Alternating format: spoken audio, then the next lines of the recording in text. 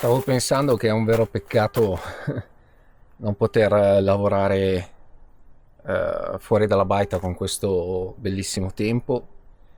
Allora vi aggiorno, al momento in cui giro questo video non so se riuscirò a fare qualcos'altro questa settimana, a postare qualcosa, non so che tipo di video farò, se vi darò solo questo aggiornamento parlato oppure se farò vedere un po' della camminata tra i monti per tenervi compagnia.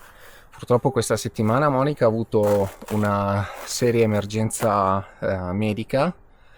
Tranquilli, si è diciamo risolta quasi del tutto, però è stata ricoverata in pronto soccorso d'urgenza per, insomma, per dei forti dolori addominali di cui non si capiva la causa. All'inizio si pensava a una colica renale di cui lei soffre, ma in realtà insomma tutti gli esami vanno bene, il dolore si è attenuato, bisognerà fare degli approfondimenti, potrebbe essere semplicemente eh,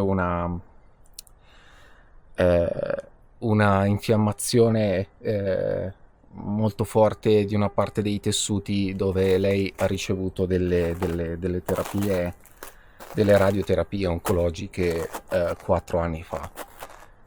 Eh, insomma, detto questo, quindi non, per fortuna tutto quanto è successo quando io ero a casa da lei in città, visto che come sapete tutti non siamo ancora qui in pianta stabile.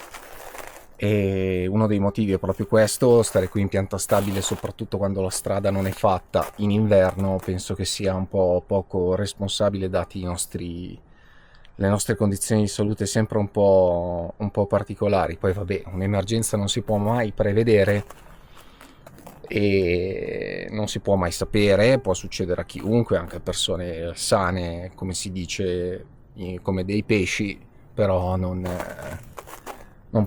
si possono prevedere. Però è andato tutto bene, nel senso che io ero a casa e ripeto, si pensava a una colica, ma in realtà si sospetta sia un'infiammazione di alcuni tessuti che ci avevano detto poteva succedere. Comunque stiamo facendo tutti gli aggiornamenti.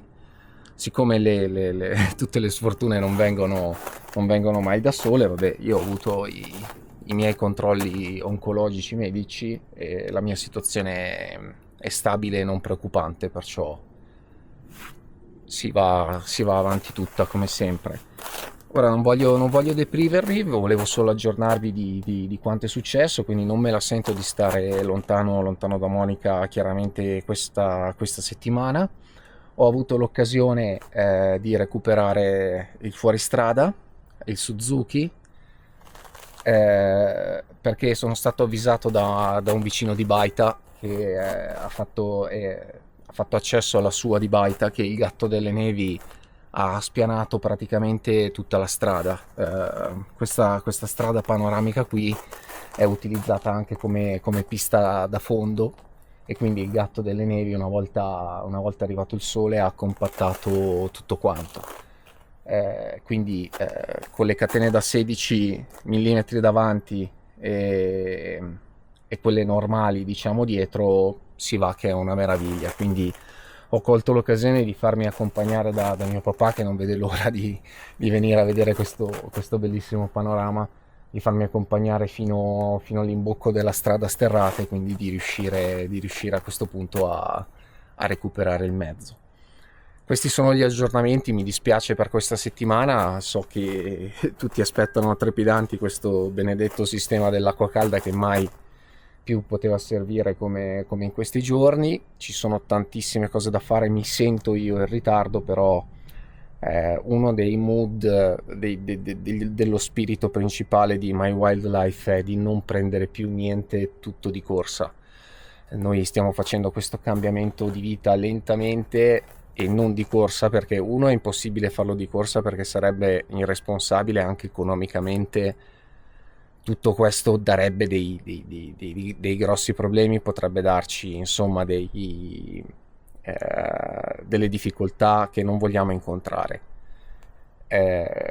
Questo anche per riallacciarci al fatto che, come abbiamo detto in un video di spiegazioni precedenti, purtroppo dobbiamo sostenere tantissimi costi per la nostra salute, perché in Italia la situazione della sanità è molto cambiata negli ultimi anni. Non voglio entrare in nessun merito politico perché non ne ho né le competenze né niente, però dobbiamo, per cercare di mantenere le nostre cadenze, i nostri tempi tra una visita e l'altra, dobbiamo per forza prenotare privatamente, non con l'assistenza dello Stato come è in Italia, perché i tempi d'attesa sono troppo lunghi e quindi saremo a rischio vita in questo caso qua. Non voglio neanche pensare cosa possa succedere alle persone che purtroppo non possono permettersi economicamente di sostenere alcune spese, però non è questo il momento di chiacchierare di queste cose.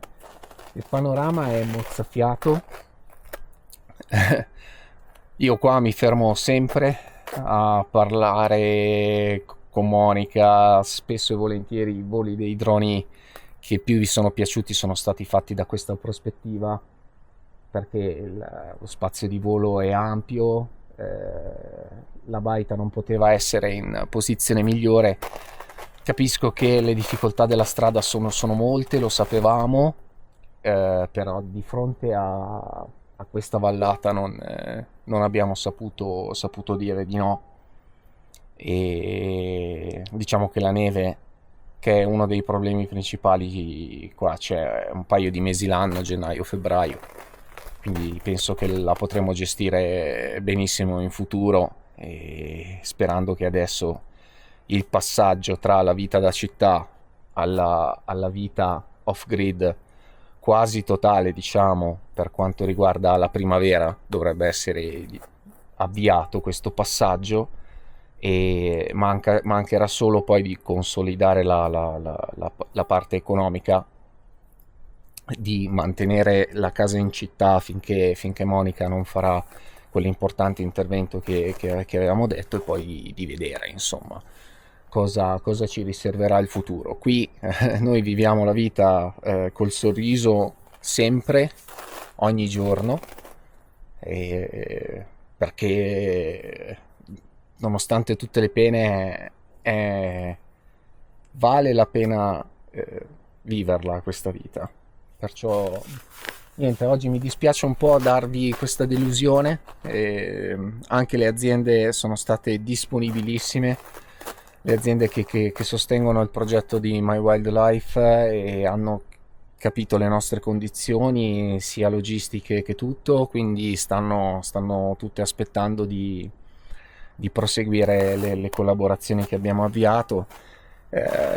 Non lo facciamo ovviamente per soldi, lo facciamo perché cerchiamo di far capire alle persone come si possa vivere con meno, e dare effettivamente priorità alle cose che sono essenziali per la vita di tutti i giorni.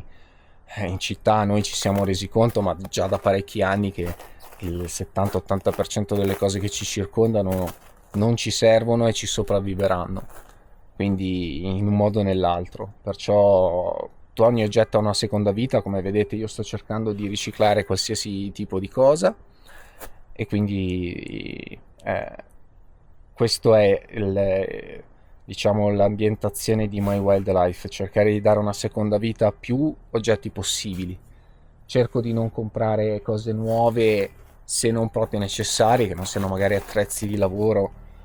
I ramponi che ho preso questa settimana, perché la strada compattata dal gatto delle nevi comunque di notte qua va a meno 6, meno 7 gradi Celsius, quindi si scivola un pochino. A parte gli scarponi, le catene, i ramponi, le catene per la macchina, diciamo che cerchiamo di riciclare tutto quello che abbiamo e di trasformare quello che abbiamo in qualcosa di nuovo.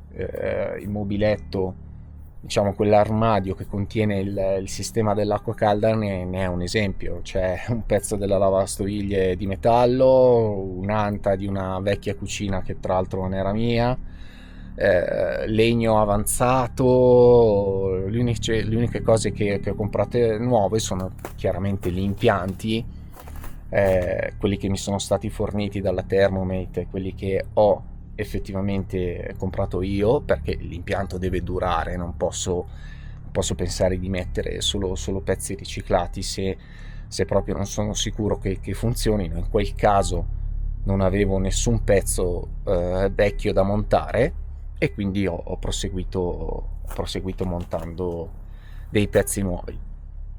A parte quello, tutto il resto è tutto materiale di riciclo, e noi ci rechiamo spesso al mercatino, anche se non lo facciamo vedere. Magari, non lo so adesso se dopo questa spiegazione, fra qualche giorno quando ci sarà il mercatino mi verrà da montare il video, e se andiamo al mercatino, anche per far uscire un po' Monica, che ha bisogno un po' di aria, di stimoli, di positività, andarci a fare un giretto.